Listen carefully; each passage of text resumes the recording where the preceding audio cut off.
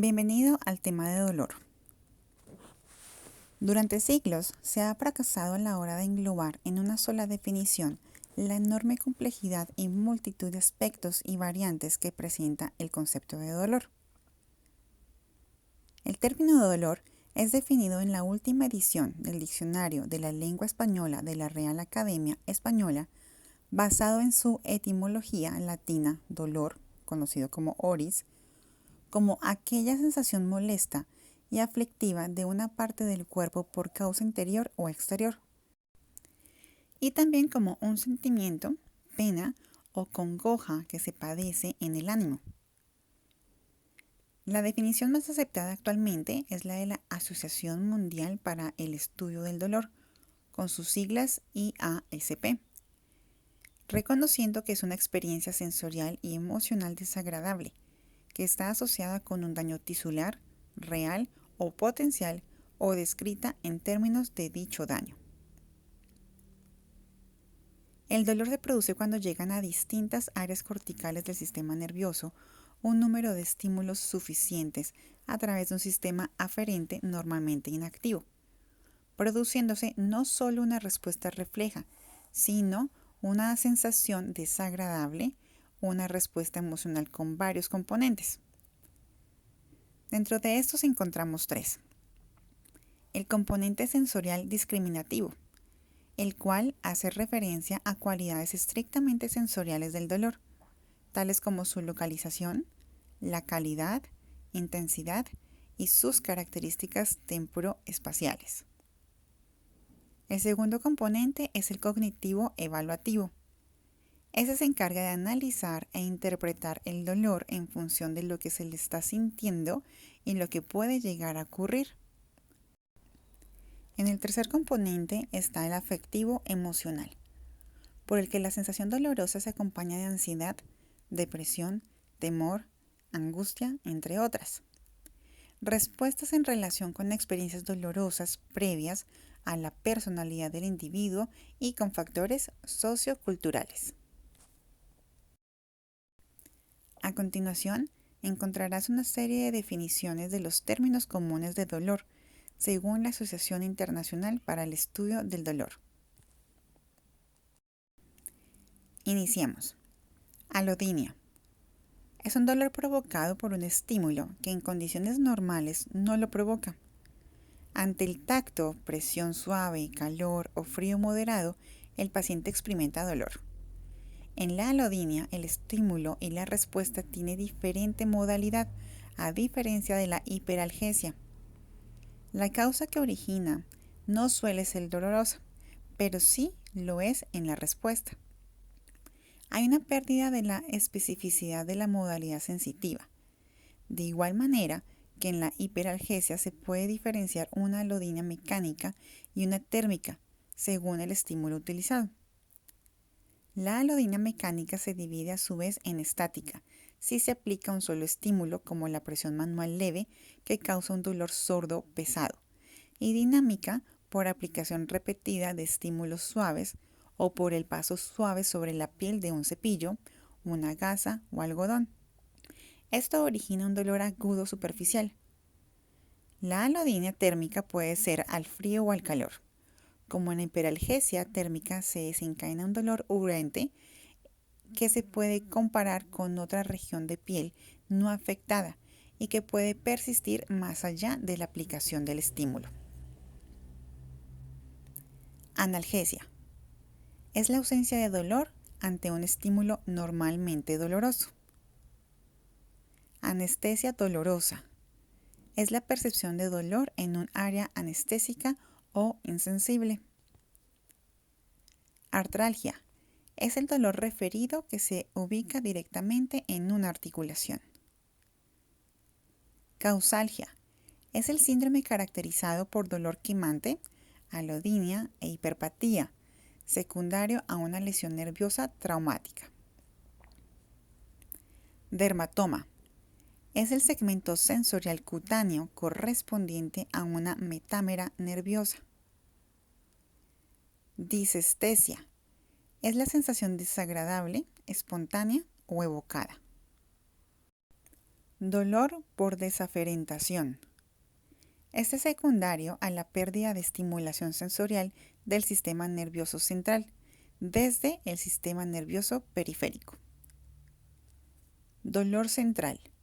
Está asociado con las lesiones del sistema nervioso central. Dolor espontáneo. Es aquel dolor donde el paciente experimenta sin explicar y ni aplicar ningún estímulo ni realizar ningún tipo de maniobra. Dolor fisiológico. Es en el que hay una relación entre el estímulo y la respuesta. Dolor patológico. Es una respuesta anormal a la estimulación dolorosa. Dolor provocado. Es aquel dolor que aparece en respuesta a estímulos aplicados a una zona determinada o tras realizar una determinada maniobra. Efecto placebo. Viene del latín placare, satisfacer. Es el nombre dado a los efectos terapéuticos para mejorar o curar aquellos síntomas de un paciente y que están derivados del uso de una sustancia inerte para el organismo o cuya acción no tiene efecto sobre la enfermedad estudiada. Sin embargo, el placebo puede no ser un fármaco, considerándose como placebo cualquier procedimiento que alivie los síntomas del paciente sin tener una acción directa sobre el proceso que causa la enfermedad. Por ejemplo, administrar anestesia a un paciente al que se le dijo que se le iba a aplicar terapia electroconvulsiva, conocida como el electroshock, o anestesiarlo y hacer una simple incisión en la piel para luego suturarla en un paciente al que se le dijo que iba a ser operado. Ambas situaciones han representado efectos placebos en procesos tan similares como la psicosis y la artritis, mostrando beneficios significativos en algunos estudios. De este modo, se ve cómo no solo los fármacos, sino cualquier intervención con fines de tratamiento puede tener un efecto placebo. Estímulo doloroso. Es aquel estímulo que produce daño en un tejido normal. Hiperalgesia. Es la respuesta exagerada a un estímulo doloroso. Hiperestesia. Sensibilidad aumentada al estímulo sensorial. Hiperpatía. Síndrome doloroso que es caracterizado por respuesta aumentada ante un estímulo especialmente repetido. Hipoalgesia. Es la sensibilidad disminuida al estímulo nociceptivo. E hipoestesia es la sensibilidad disminuida a la estimulación sensorial. Neuralgia. Dolor en la zona de distribución de uno o de varios nervios. La neuritis es la inflamación de uno o varios nervios. Neuropatía. Alteración patológica de un nervio. Puede ser una mononeuropatía, neuropatía múltiple o polineuropatía. Nociceptor. Es aquel receptor sensible a un estímulo nociceptivo o a un estímulo que se volverá nociceptivo si persiste. Parestesia. Es la sensación anormal de tipo calambre u hormigueo que es de forma espontánea o evocada. Radiculopatía. Es una anormalidad funcional de una o varias raíces nerviosas. Sensibilización central. Es un proceso patológico que afecta al sistema nervioso central que consiste en un descenso del umbral del dolor y una percepción alterada de estímulos normalmente no dolorosos. Consiste en un estado de hiperexcitabilidad neuronal ante un estímulo periférico que de tal forma que hay una respuesta dolorosa exagerada en intensidad y en duración, así como la percepción de dolor ante estímulos normalmente no dolorosos. Tolerancia al dolor. Es aquella intensidad del dolor máximo que se puede soportar. Umbral doloroso. La mínima sensación dolorosa que una persona puede reconocer. Y umbral del dolor es aquella intensidad mínima de un estímulo que despierta la sensación de dolor. Pasemos ahora a la idea conceptual. El organismo necesita adaptarse de forma continua a los cambios que se producen en los medios internos y externos. En la fase aferente del proceso, la información de dichos cambios es transmitida por las aferencias sensitivas primarias o somatosensoriales del sistema nervioso central, para su integración final. El sistema nervioso central genera respuestas eferentes reflejas motoras, bioquímicas, neuroendocrinas y conductuales adaptativas, cuyo fin último es el mantenimiento del equilibrio homeostático y favorecer la supervivencia. El dolor agudo forma parte de este mecanismo regulatorio, integrado y adaptativo. Cuando el dolor se hace crónico y no tiene una función defensiva adaptativa, es entonces que se considera que este es una enfermedad en sí misma que debe ser tratada. La nocicepción. Se puede definir como el conjunto de respuestas que se generan en el organismo cuando éste detecta una situación potencialmente lesiva, sea esta real o simplemente potencial, de la cual tiene 4 fases. La primera, la transducción. Este es el proceso por el cual el estímulo nociceptivo se convierte en un potencial de acción en el receptor sensorial. Segundo, la transmisión es la propagación del potencial de acción a lo largo del sistema nervioso desde el receptor periférico hacia la médula y estructuras supraespinales. Tercero, la percepción es el fenómeno por el cual la señal nociceptiva es provocada a nivel cortical y se transforma en la sensación de dolor. Y cuarto, la modulación es la respuesta elaborada por el sistema nervioso y permite una amplificación o disminución de la señal nociceptiva en función de las circunstancias concretas.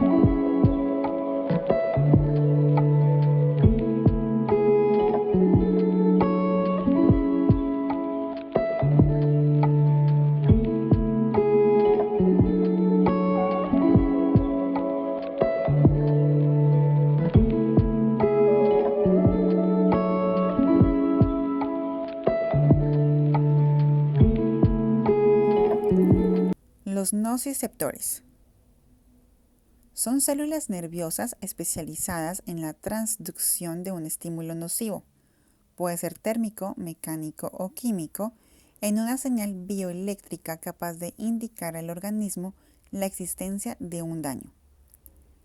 Son células pseudo-unipolares y caracterizadas por tener un axón común, del cual emanan los terminales centrales periféricos. Esta estructura permite que la circulación de información y sustancias se pueda realizar en ambas direcciones. Al despolarizarse una terminal periférica, se genera un potencial de acción gracias a la apertura de los canales de sodio, voltaje dependientes, produciéndose una conducción ortodrómica del impulso hacia el terminal central y una antidrómica que da lugar a la liberación por parte del terminal periférico. Entre otros mediadores se encuentra la sustancia P y del péptido relacionado con el gen de la calcitonina, que se le conoce con sus siglas CGRP, que tienen capacidad vasoactiva y moduladora del proceso nociceptivo. Una vez que la señal llega al terminal central, se activan los canales de entrada del calcio y esto produce la liberación del glutamato, neuropéptidos o factor nerviosos derivados del cerebro, como los BDNF, que interactuarán con los receptores postsinápticos de la neurona medular de segundo orden, permitiendo que el impulso alcance otras zonas del sistema nervioso central. Existen dos grandes grupos de nociceptores: las fibras A delta mielinizadas, que en general codifican el primer dolor y están relacionados con una identificación más precisa de la localización, duración y la intensidad del estímulo. Las tipo C amielínicas están relacionadas con el segundo dolor de transmisión, más lenta y difusa. Los nociceptores tipo C polimodales, que responden tanto a la temperatura, presión o agentes químicos, son los más abundantes. Existe un grupo de nociceptores denominados silentes, que solo responden cuando han sido sensibilizados por los procesos inflamatorios.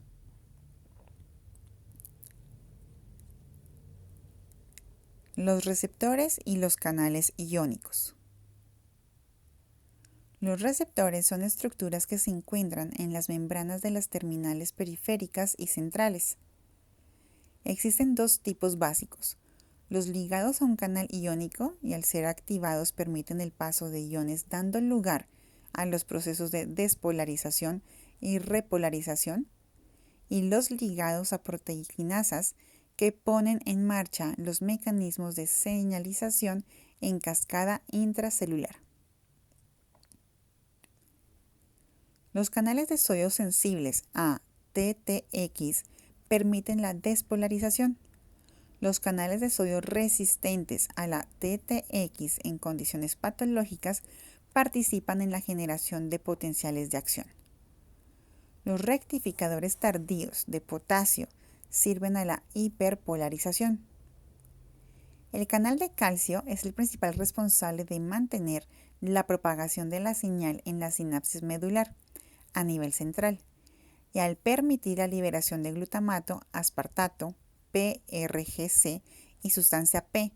Estos mediadores interactúan con los receptores de AMPA y NMDA de la terminal postsináptica y mantienen la cadena de transmisión del impulso. Los receptores GABA, opioides y cannabinoides están localizados en la terminal central. Modulan la transmisión de la señal nociceptiva inhibiéndola. Sensibilización periférica.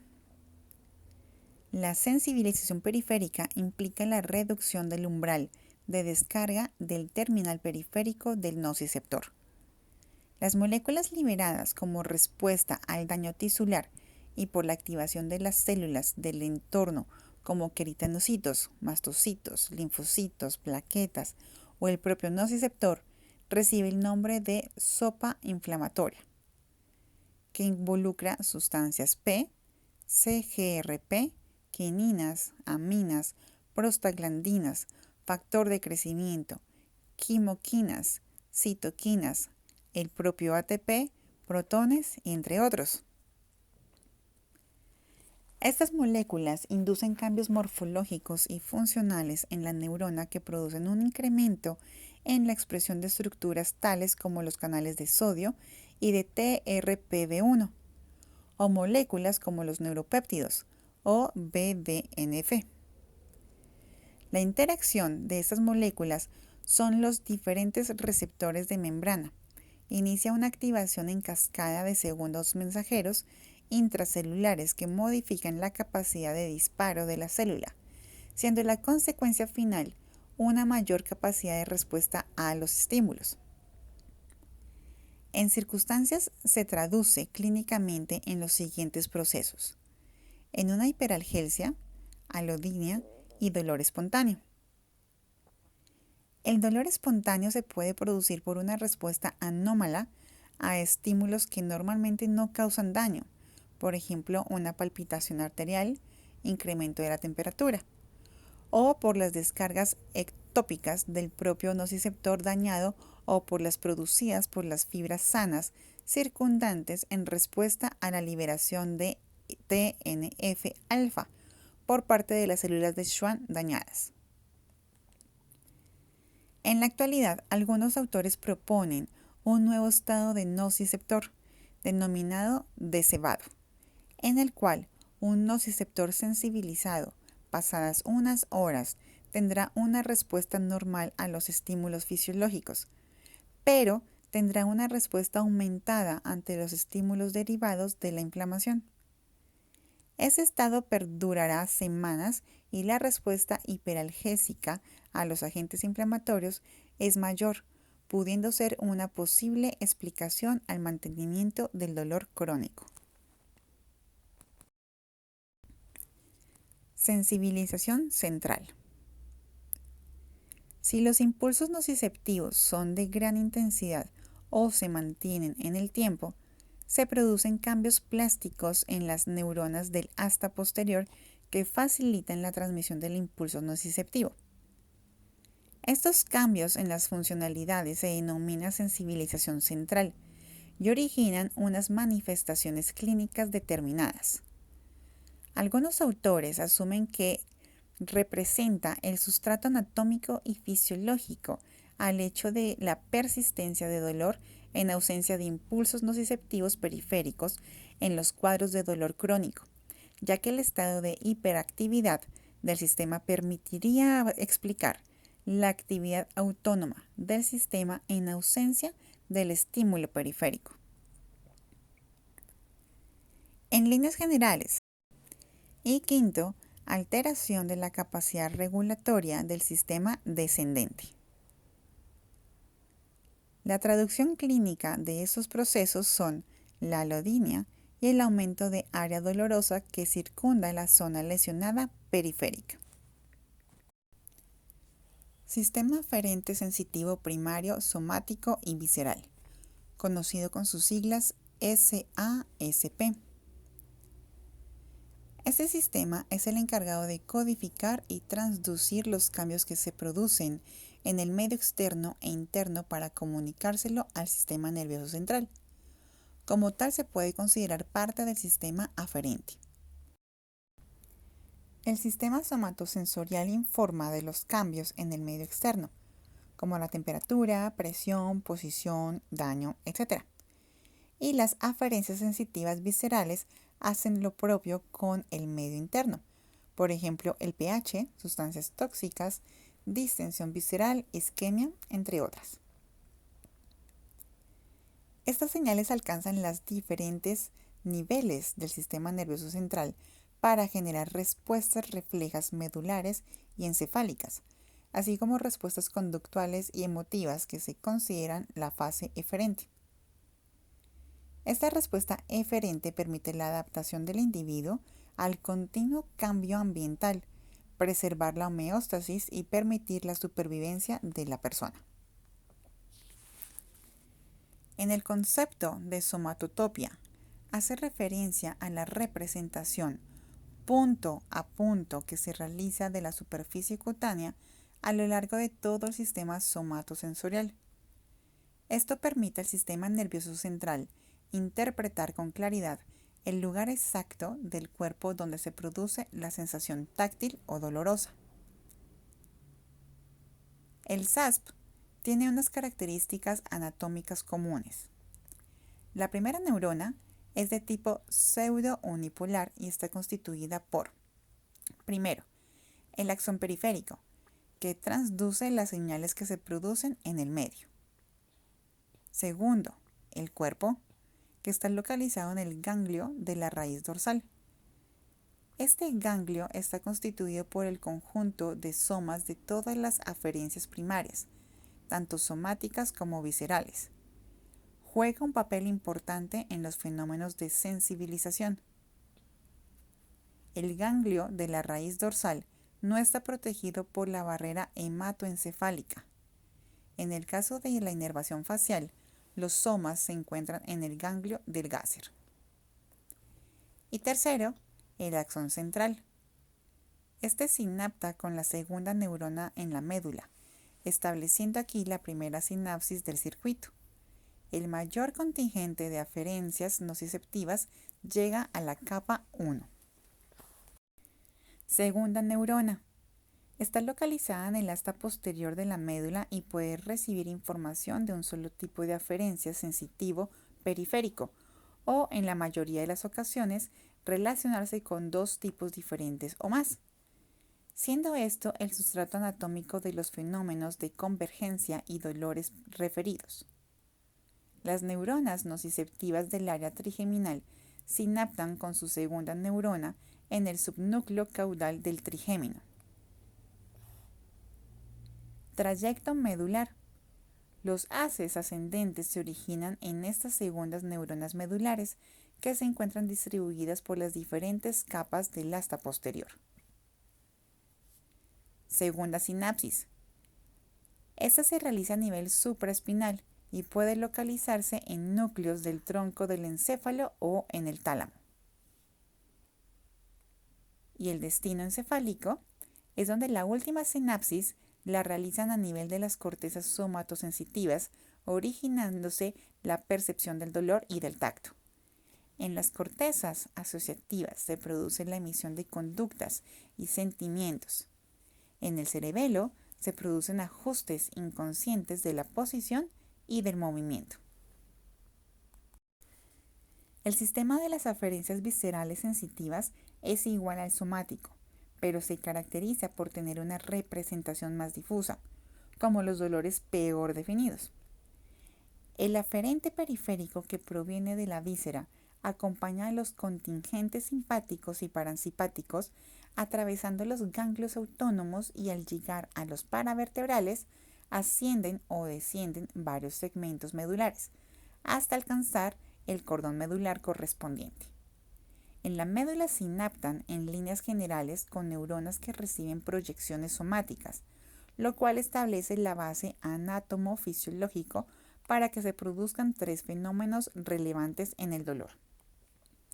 El primero, el dolor referido.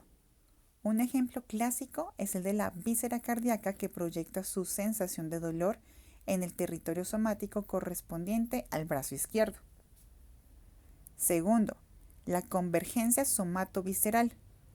Una zona somática con lesión, músculo, piel, entre otros, puede llegar a producir un fenómeno inflamatorio reflejo en la víscera que tenga asociada de forma segmentaria. Así, las lesiones en los territorios somáticos correspondientes a T10 a L1 pueden producir dolor o inflamación en los testículos o riñones. Y tercero, la convergencia viscerosomática. Es en cierto sentido el fenómeno contrario al anterior, pues una víscera inflamada puede producir dolor somático en su zona de proyección medular. Así se tiene una inflamación en el hígado o en la vesícula y pueden generar dolores en territorios musculares de T8 a T11. Sistemas ascendentes. Una vez que el estímulo nociceptivo alcanza la médula espinal, este es transmitido hacia los centros supraespinales del tronco encefálico y del cerebro. Se pueden hacer dos grandes divisiones en estas proyecciones. El sistema neoespinotalámico, de más reciente adquisición, y se encarga de codificar la localización, duración e intensidad del estímulo. Y el paleoespinotalámico, que está relacionado con los aspectos reguladores, motivacionales, emocionales y conductuales del dolor. Los cordones posteriores, además de la información táctil, inocua y la propioceptiva, también transmiten información importante en la nocicepción visceral. Proyecciones supraespinales. Las proyecciones que se originan en el asta posterior se dirigen a centros homeostáticos localizados en el tronco del encéfalo, el tálamo y en las diferentes cortezas sensitivas motoras y límbicas. En el siguiente cuadro se ve una visión simplificada de la matriz del dolor. Los flujos son una esquematización de la realidad.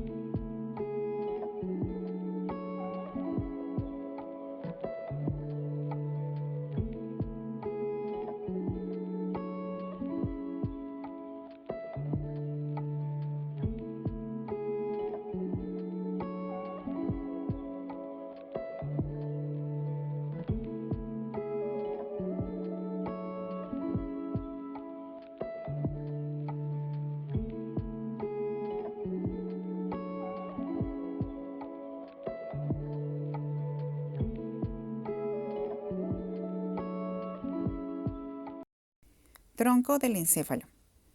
Realizan sinapsis con los grupos catecolaminérgicos de A1 y 2 y A5, A7, con el núcleo parabraquial y la sustancia gris periacueductal, y ponen en marcha reflejos homeostáticos somato-autonómicos. El tálamo. Este coordina información procedente de la médula y del tronco para dirigirla hacia la corteza y otras zonas del encéfalo.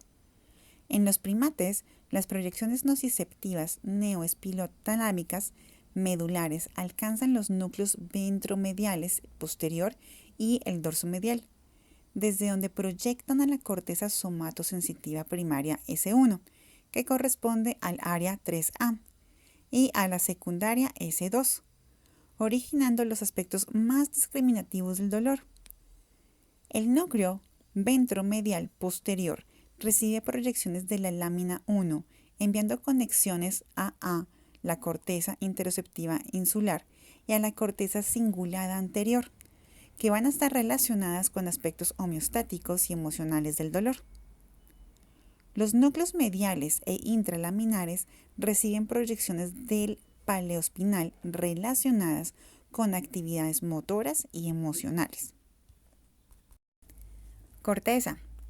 En ella se produce el proceso de integración final de las aferencias nociceptivas y participa en la elaboración de la respuesta eferente. Existen diferentes regiones corticales que intervienen en la nocicepción. Entre ellas encontramos 4. La primera, la corteza somatosensitiva primaria, S1, y dentro de ella el área 3A, así como la somatosensitiva secundaria S2. Se considera que intervienen en la codificación de la intensidad, localización y duración del estímulo nociceptivo. Segunda, la corteza homeostática insular recibe las proyecciones nociceptivas talámicas y sirve como nodo integrador de las informaciones simpáticas y parasimpáticas, que van a estar por medio de proyecciones del núcleo solitario. Algunos autores proponen que en esta corteza se asienta la base anatómica de la autoconciencia del individuo. Tercera, las proyecciones a la corteza cingulada están relacionadas con el componente afectivo del dolor. Y cuarta, la corteza prefrontal está relacionada con los aspectos cognitivos, estrategias conductuales y dimensiones afectivas del dolor. El sistema límbico es un amplio conjunto de estructuras encefálicas que están relacionados con los aspectos emocionales, memorísticos, conductuales y de secreción neuroendocrina del dolor. Entre esas estructuras se destacan: primero, la corteza insular y del cíngulo que ya mencionamos anteriormente. Segunda, la amígdala. Se dice que es un transductor de sensaciones como el dolor en emociones como la aversión que éste suscita. Tercero, el hipotálamo. Recibe proyecciones de las espinohipotalámico y de diferentes estructuras corticales y límbicas. Se encuentra relacionado con la regulación neurohormonal del dolor. Y cuarto, el hipocampo, que se relaciona con aspectos memorísticos del dolor. Sistemas reguladores descendentes. Una vez la sensación nociceptiva ha sido enviada al sistema nervioso central, se inicia una respuesta en las estructuras corticales, límbicas y reguladoras del tronco del encéfalo. Esta pone en marcha reflejos y conductas adaptativas y permite regular la intensidad de la entrada del estímulo nociceptivo a nivel espinal. De forma sencilla se compone de unos tractos con origen en la corteza y zonas límbicas como la amígdala o el hipotálamo que proyectan hacia la sustancia gris periacueductal. De aquí que se envían proyecciones a los núcleos del rafe magno y otras zonas del tronco. Finalmente, y descendiendo por los cordones posteriores de la médula, se alcanzan las neuronas que forman la primera sinapsis del sistema aferente en las capas superficiales del asta posterior medular. Estructuras del tronco del encéfalo encontramos tres. Primera, sustancia gris periacueductal, con sus siglas SGPA, que va a estar situada en el mesencéfalo. Es uno de los núcleos más importantes y sus funciones son mediadas por el sistema opioide. Su activación permite la inhibición del proceso doloroso. Está conectado con estructuras encefálicas, con los haces ascendentes y envía sus proyecciones a estructuras de la protuberancia como los núcleos del rafe magno. Segundo, núcleos del rafe magno. Están situados en la protuberancia y recibe conexiones de los sistemas ascendentes y de la SGPA, enviando sus axones a la primera sinapsis aferente del asta posterior y su naturaleza es serotoninérgica. Y tercero, el núcleo cerúleo, que está situado a ambos lados del cuarto ventrículo en el puente y es de carácter noradrenérgico. Como conclusión encontramos 5 grandes aportaciones. La primera, el dolor es un elemento clave del sistema homeostático. Segundo, el sistema nociceptivo se coordina con otros sistemas como el sistema nervioso autónomo, el inmune o el neuroendocrino para poner en marcha respuestas adaptativas. Esto explica que en situaciones de sensibilización, un estímulo procedente de un sistema relacionado pueda poner en marcha al nociceptivo. Tercero, el dolor tiene un componente sensitivo, emocional y conductual que afecta al individuo como un todo. Cuarto, el dolor crónico no tiene sentido protector y se considera una patología en sí misma. Y quinto, los estados de sensibilización central y periférica permiten explicar algunas de las características clínicas anómalas del dolor crónico.